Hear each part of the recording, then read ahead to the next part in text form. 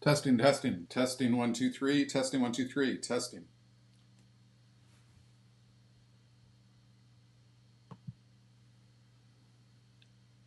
Testing, one, two, three, testing, testing, testing.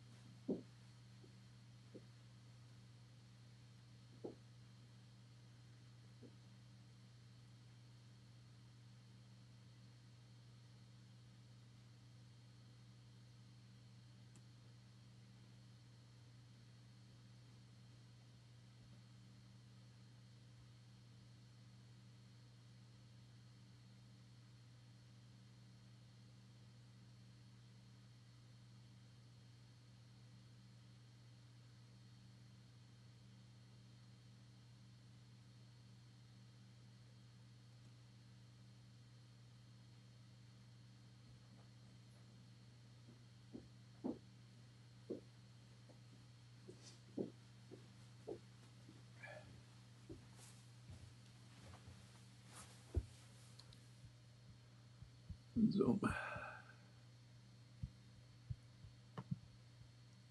Testing, one, two, three. Testing, testing.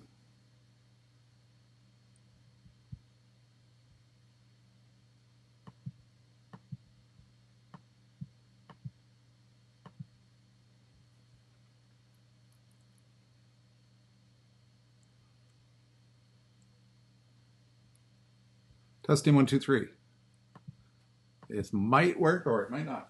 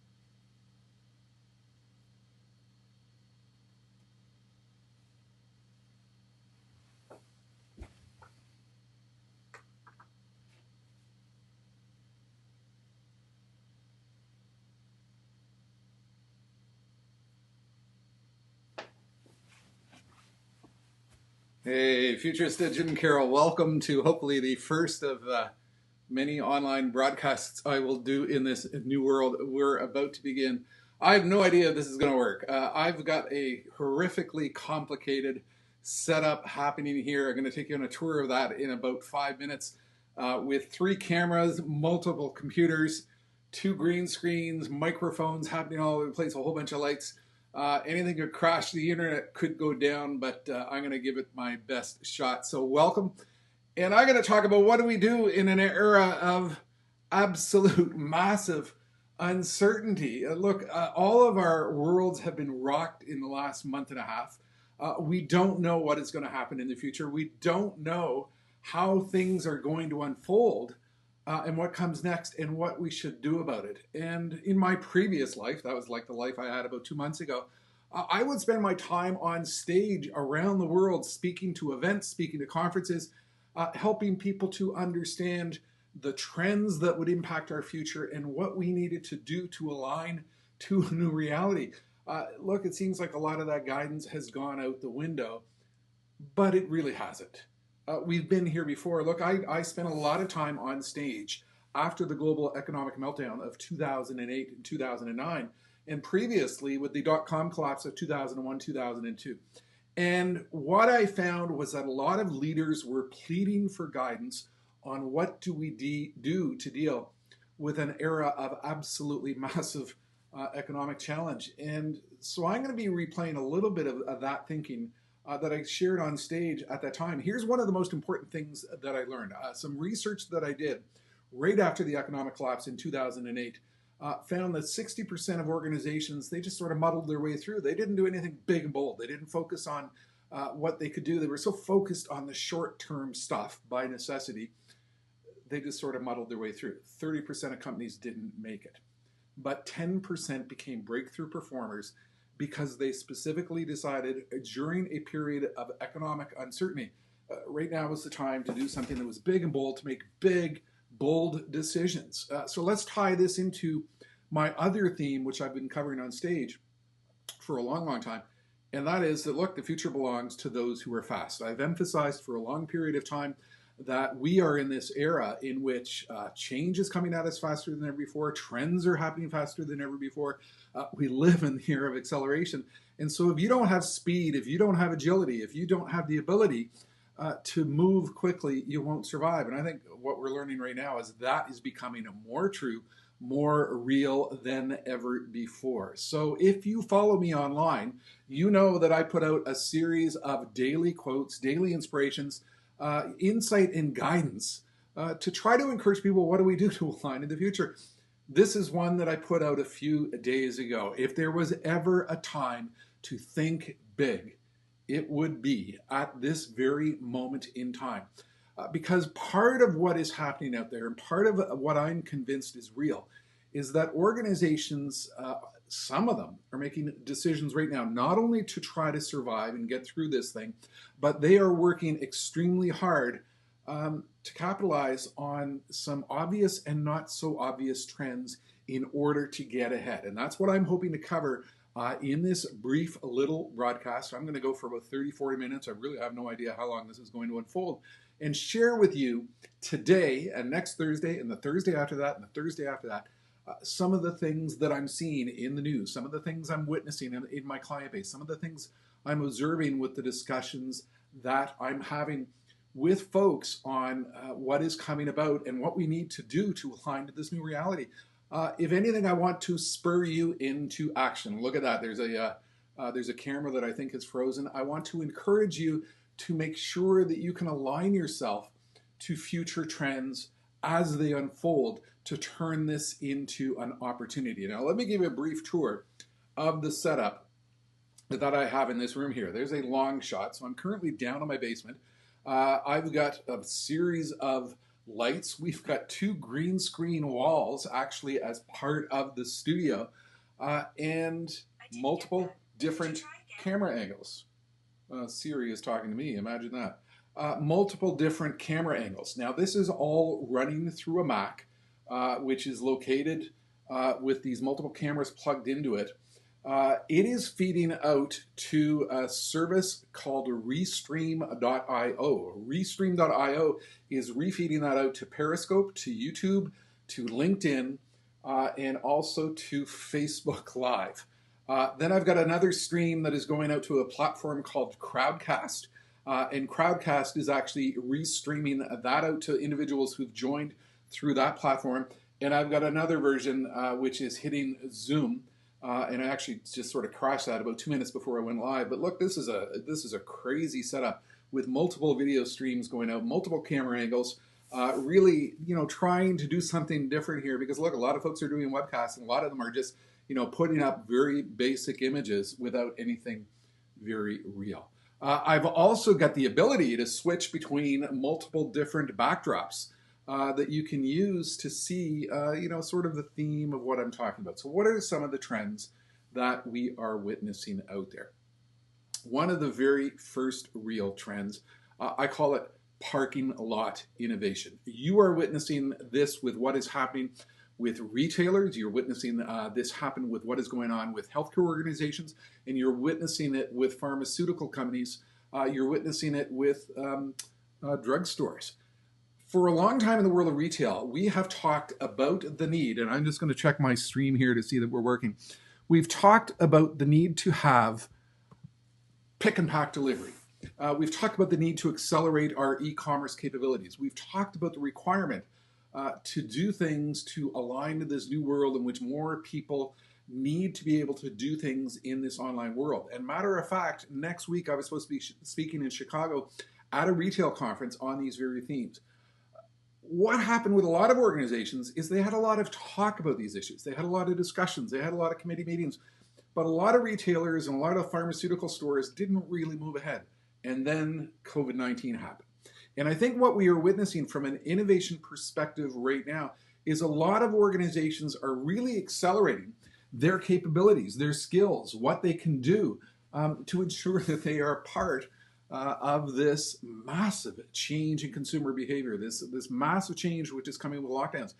So I've witnessed a bunch of stories. Rite Aid, for example, the U.S. Drugstore chain, has been very aggressive in innovating to try to put in place parking lot-based COVID-19 testing. They're having to move extremely fast. They're having to be very agile. They're having to break down all the innovation barriers which might have previously held them back in doing big and bold things. We are certainly witnessing this with grocery stores. Think about how quickly you've seen your local grocer, your national grocer move in aligning themselves to the reality of what is happening as people need the ability to pick up groceries or the ability to shop online. They're struggling in terms of demand, but what we are witnessing is organizations moving faster than ever before.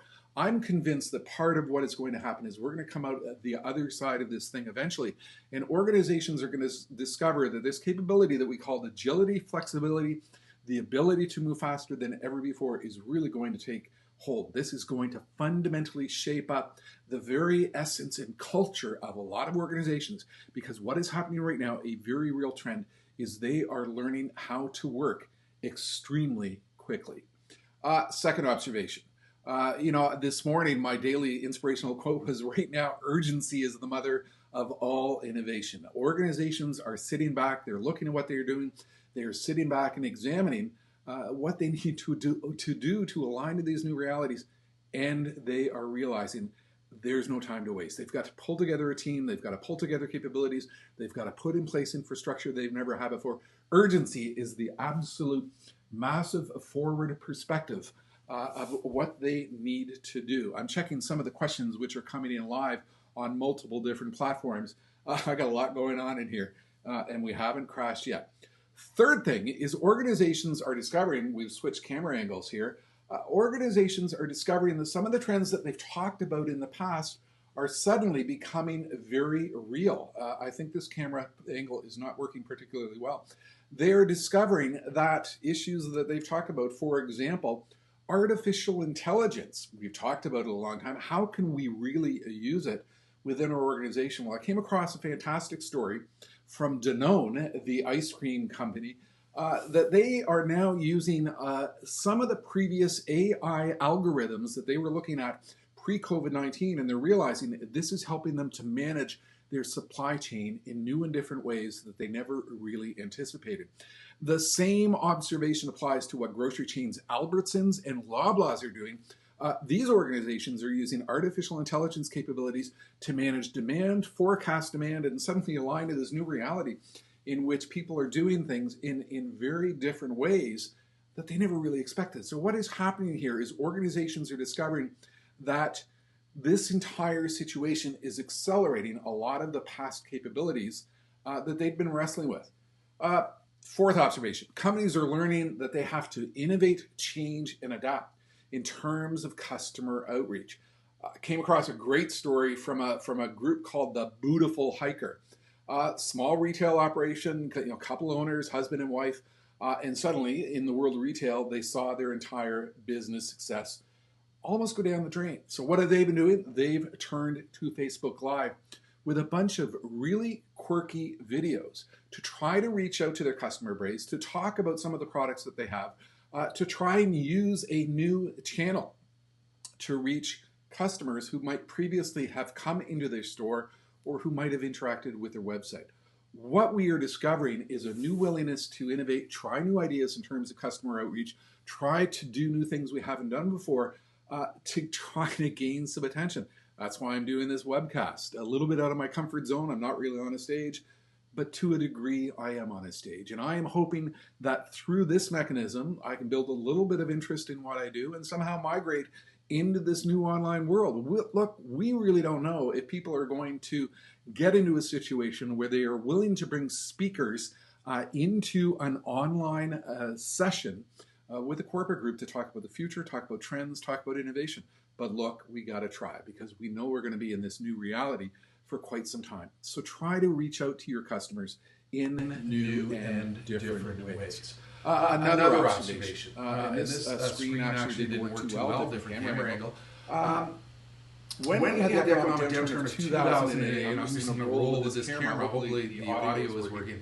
I spent some time with Compass Food Group. They are a food service company. What they discovered was that this was having a massive impact, the downturn of 2008, 2009, upon their key customer base. So they adopted the mindset of, we're going to parse our customer group down into three different segments. Those that we've got a bit of a difficult relationship with, the relationship is tenuous, we're probably not going to be able to do a lot with them through the downturn.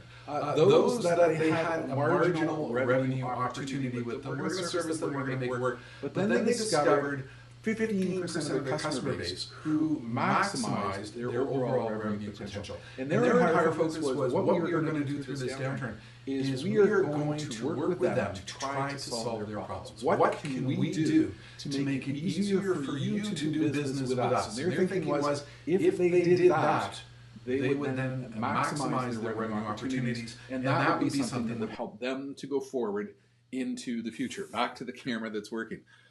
What I'm witnessing is some of the trends that I've talked about in the past are actually becoming real at this moment in time.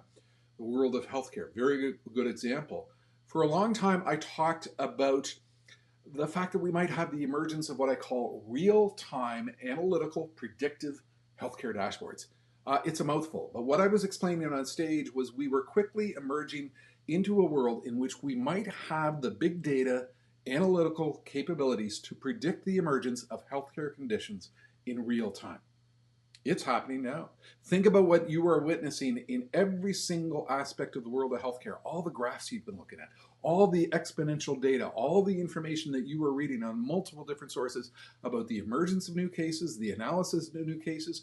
I think what is happening is the healthcare industry is undergoing this massive change where they have come to discover that not only is the concept of real-time analytical predictive healthcare dashboards a theoretical thing, but it's actually a reality. We are witnessing the emergence of something really big and important here in terms of how this is going to change our world. Obviously, I'm spending a lot of time looking at the world of healthcare. And one of the most fascinating stories I'm witnessing are doctors who are challenging assumptions as to what we need to do in terms of community care. A lot of hospitals have what we call protocols in place, very specific protocols as to what we need to do to manage critical care situations. And there's been protocols put in place based on past experience as to how to deal with respiratory distress, which is a key part of COVID-19. There are some doctors, particularly one in New York City, who's come to realize that those protocols don't really work. We need to do things different. We need to challenge the assumptions which have held us back in terms of where we go forward in the future. And I think a key innovation trend which is unfolding here is organizations challenging the assumptions which hold them back. We are also witnessing a massive acceleration in collaborative science around the world. What is happening with genomic science, for example, is one good example of what is going on in terms of the absolute acceleration of every single aspect. I like this camera angle a lot better. That one's having a bit of a problem. Every single aspect of the world of science. I'm witnessing organizations suddenly decide to do things that they said would never previously have been possible. Think about the world of justice. Think about the world of courtrooms. Think about the world of judges and lawyers and criminal trials and commercial trials. So I have a friend, she's a judge, an Ontario Superior Court judge. Look, the world of justice, we've talked for years, and maybe we could do video conferencing. Maybe we can, streamline and avoid some cost in a complex justice system by utilizing technology a little bit more. But that has always been held back by the attitude that we've always done it this way. But what is happening in the world of justice right now is, with this individual and other judges, we are witnessing the emergence of a lot of online trials, online hearings. And for this particular individual, she's got a screen in which she's on, in essence, the podium in the courtroom. She's got another screen with the lawyers and another screen with the documents. And all of a sudden, we've witnessed the virtualization of the law. This is happening all over the place. And so what is happening here, it goes back to the issue of challenging assumptions in terms of what we can actually accomplish. Somebody reported me big echo kicking in, perhaps 2 mics on. That's could be a possibility. I got to do a post-mortem after we are done. Let's consider another example of what is occurring. Back to this awful camera angle. We are witnessing organizations who plan to have one business model, but then realize their agility and flexibility to quickly do something different could help them align to opportunities in this crisis. I came across a news article about a company in Buffalo, New York, Rapid Medical Devices, and their game plan was to use 3D printing technology for the aerospace industry. COVID-19 emerged. They quickly realigned themselves for 3D printing of parts that could be used within the construction of ventilators and other critical care components throughout the world of healthcare. So organizations are realigning themselves faster than ever before. One of the last trends I want to focus on is I think part of what is happening here is a lot of the trends we've talked about in the past in terms of new infrastructure, new business models, and new technologies are being accelerated. Think about last mile delivery. Think about robotics. Think about self-driving vehicles. Certainly we are seeing a lot of acceleration with self-driving vehicle technology and a lot of acceleration with what is happening, for example, with drone technology. One of my sons has a drone company, and we've been talking back and forth that we're probably going to see the arrival of drone delivery technology faster than ever before. Last point, as a leader, be real. One of the most fascinating stories I've witnessed in the past has to do with the Prime Minister of New Zealand. I mean, talk about reality. When she issued the orders to the nation for a stay-at-home process to try to mitigate the impact of COVID-19, she actually did the broadcast from, some people think, her bedroom while wearing sweatpants. It's real, it's honest, and that's the type of thing that leaders need to do today during this very complex time, is be very realistic in their expectations and how they interact with people. Here's the most important thing that we can learn from all of these lessons and additional lessons that I will share in the future. You can't just wait for the future to happen. All of this is unfolding right now. There are unprecedented opportunities emerging right now for you to be of a mindset that you're going to try and get ahead, and you're going to be this particular ball in a series of inactive balls going ahead, trying to accomplish great things. That's what we've learned in previous periods of economic uncertainty. Those organizations who really took the time to get ahead are those who've succeeded. The key issue is this. One of the quotes I put out a little while ago is, we don't know if we're at the bottom of this thing. You never really know if you've hit rock bottom until you're back on top. And what history has taught us is those organizations who innovate, change, and adapt through a period of economic uncertainty are those who really win. So I'm going to close with this short little video clip, and then we'll actually see if a little bit of Q&A can work.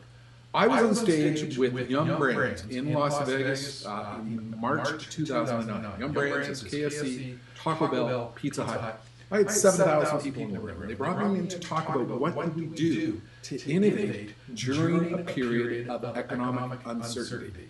I went back and I re-edited the video a little while ago, put a music soundtrack on top of it, and I'm going to play it for you now because I think the guidance that I gave that organization and 7,000 people in the room back in March 2009 is just as equally important right now. Give it a listen.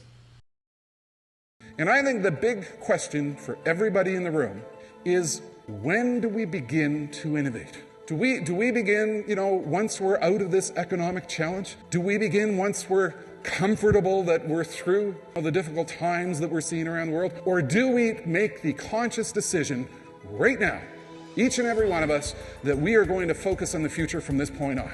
We're going to innovate and be ready for when we see that headline. I was talking at one event in October as the meltdown was beginning to occur, and the CEO was on stage, and part of his message was, look, given what's happening, we have three choices. Number one, we can panic. Number two, we can do nothing. Or number three, we can continue to innovate, change, and adapt. You know what I like in what we're going through this period of time? I call it the 7 stages of economic grief. When you lose a loved one, you go through a bereavement process. You go through the stages of grief. You go through the anger stage. You go through the denial phase. And eventually, after a period of time, you get to the acceptance stage. You think about the rate at which these developments unfolded. I think a lot of us, for the last several months, we've been in the absolute shock phase. We're looking at our investments. We're in the anger stage. We're looking at our investments. We're in the denial stage. And what is happening within a lot of organizations, we're all like, in North American phrase, we're like deer in the headlights. We're standing here frozen.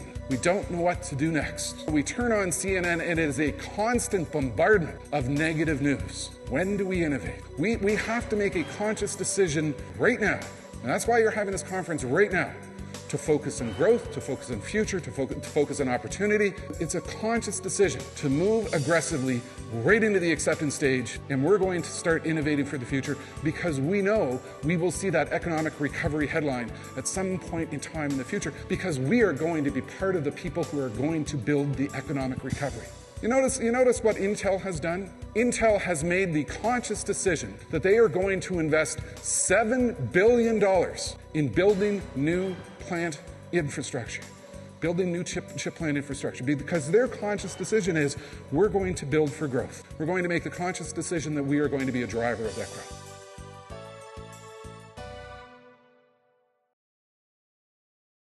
Powerful message, and it bears repeating. We need to focus on opportunity. We need to focus on the future. Look, when I walked out on stage in my old life, I would say to folks, look, I can't be a futurist and say, guess what, your future sucks. Wouldn't get a lot of repeat business. And I think we have to take the same attitude. We want to be this guy. We don't want to be any of these guys. And that's what I'm going to try and do through this broadcast. Reading a little bit of the feedback coming in, a lot of echo happening in some sections. So there's some obvious bugs to work out, some obvious things that I need to fix, and I'll be working on this through the next week. But I'm hoping you join me again next Thursday. Same time, same place, same infrastructure. I'll get the other webcam working. This is really how you innovate. You got to try and do things you haven't done before. You just need to go for it. You can't wait for the future to happen. You can't sit around and say that, everything's got to be perfect before I try and do something new. You have to try to do things you haven't done before. So hopefully you enjoyed it. One last thing, before this thing unfolded, I actually released a new book in January. If you follow my daily motivational quotes, I rolled a bunch of them into book came out in January, then the global economic meltdown happened, and it's like absolutely disappeared. Who wants to be thinking about the future right now? But if you are interested, you can find it on my website. You can find it on Amazon. You can find it at a bunch of other book sites. You might actually find it interesting because it shares a lot of my optimism and motivation with respect to what comes next in the future. So that's it for now. Futurist Jim Carroll from the home broadcast studio. Hope you enjoyed it. And next time I'm going to figure out as well how to work in live Q&A and polling during the talk. That's it for now.